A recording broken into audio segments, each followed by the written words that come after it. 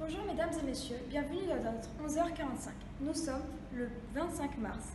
Au programme, le harcèlement, conseil et témoignage d'une spécialiste. Nous serons également en direct de la manifestation qui se déroule actuellement devant le collège Henri Agarande. Nous rejoignons d'abord Shakespeare, notre correspondante du collège Henri Agarande, l'établissement à l'origine de ce mouvement. Bonjour Shakespeare, il me semble que vous avez même eu la chance de rencontrer l'élève qui a inspiré ce mouvement. C'est bien ça? Non au harcèlement, non au harcèlement, non au harcèlement. En effet, je suis au collège Henri Agarande qui manifeste contre le harcèlement. Les manifestants sont nombreux et nous voyons que l'établissement est solidaire. Nous avons effectivement la chance d'être avec celle qui a inspiré ce mouvement, Lucinde. Bonjour Lucinde. Vous avez vous-même été harcelée. Pouvez-vous nous dire quel type de harcèlement vous avez vécu? Oui, l'année dernière, mes camarades de classe se manquaient de mes origines, car je viens de Saint-Domingue, car je m'exprime, ils rigolent de mon accent. C'était très gênant. Qu'avez-vous tenté de faire? En avez-vous parlé à quelqu'un? C'était très difficile. J'ai déjà parlé à mon délégué Sganarelle, puis à mon professeur principal, Mme Racine, qui ont trouvé très rapidement une solution pour moi. Vous ont-ils soutenu pour cette manifestation? Vous pouvez les regarder derrière de moi.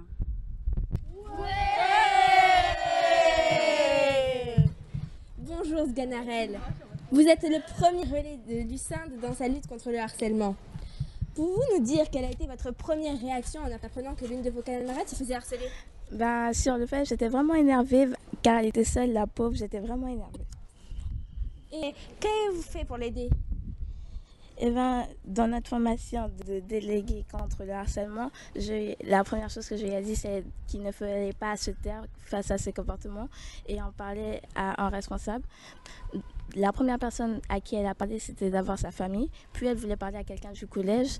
Donc je l'ai accompagnée pour aller voir notre professeur principal, Mme Racine, qui nous a tout de suite pris au sérieux et qui a tout de suite fait le nécessaire. Merci à toutes les deux. En tout cas, votre courage est vraiment admirable. Nous pouvons voir que la manifestation a attiré beaucoup de monde. Excusez-moi, mademoiselle. Êtes-vous solidaire à cette manifestation? Oui, je suis une grande militante. Je suis allergique à l'harcèlement. C'est la preuve que je m'en... Ils sont bizarres. Madame, ne pleurez pas. Mais... Madame, excusez-moi, ça va?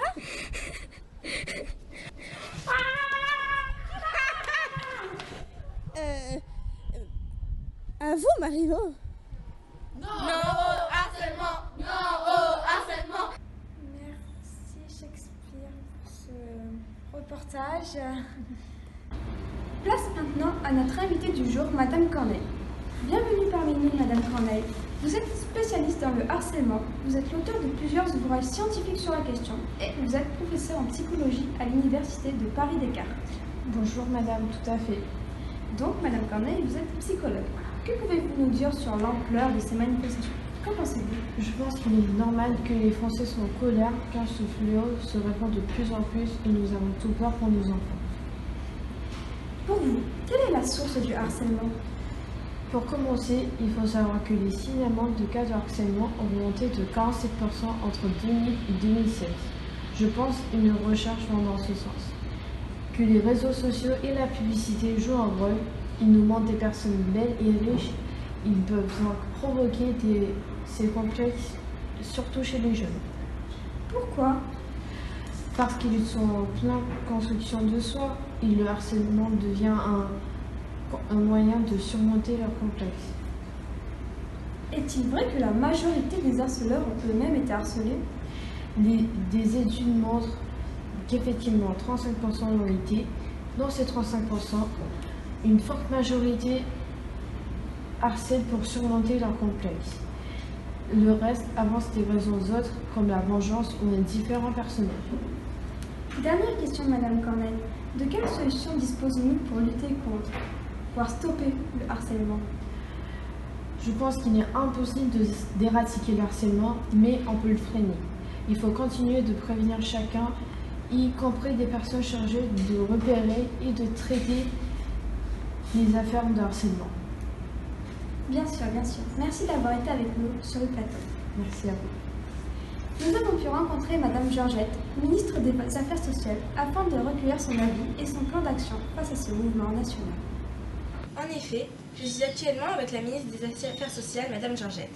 Madame Georgette, que pensez-vous de cette manifestation et que répondez-vous à ces milliers de manifestants?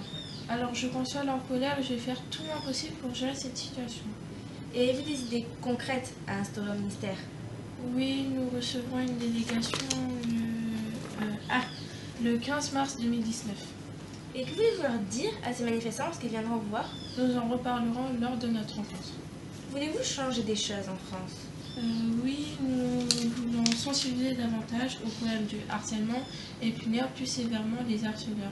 Nous organiserons également un stage obligatoire de sensibilisation au harcèlement et à ses conséquences pour les personnes condamnées dans les affaires de harcèlement. Merci Madame Georgette pour cette interview. Le 21e siècle sera numérique ou ne sera pas. Et ça, les élèves du collège Henri Agarin l'ont bien compris.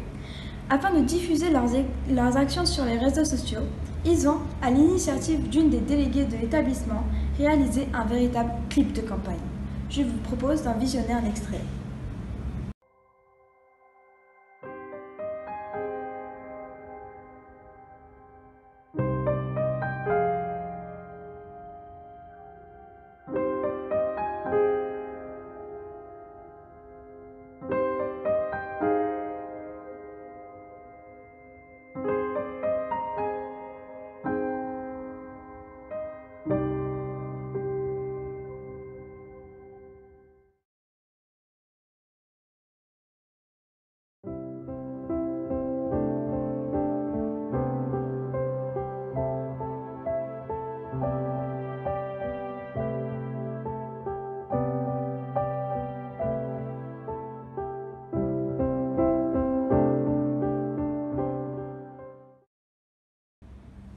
Shakespeare, notre journaliste, a également pu rencontrer la réalisatrice de ce clip, Louise Besson.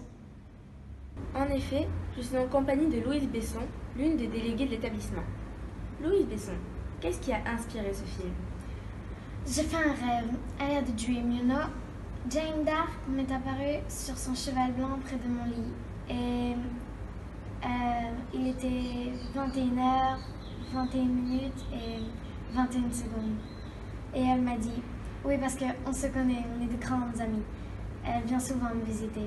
Je lui ai dit à Jeanne d'Arc, n'est-il pas trop tôt? J'étais justement en train de lire quand elle m'a dit cette phrase qui m'est restée à l'esprit. Il faut bouter le harcèlement hors du collège. Vous comprenez, vous voyez où je veux en venir. Oui. Et donc, vous avez eu envie d'en faire un film? Vous savez, Gandhi disait, le réalisateur est la lumière qui illumine le chemin vers la liberté. Le jaune représente la lumière, ce que je suis moi.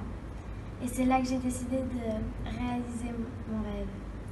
Je suis née pour te connaître, pour te nommer la liberté. Paul Éluard aussi était un grand ami à moi. Merci, Louise Besson, de nous avoir partagé votre vision sur le harcèlement. Voici la fin de notre journal. Merci de nous avoir suivis. À demain, même heure, même chaîne.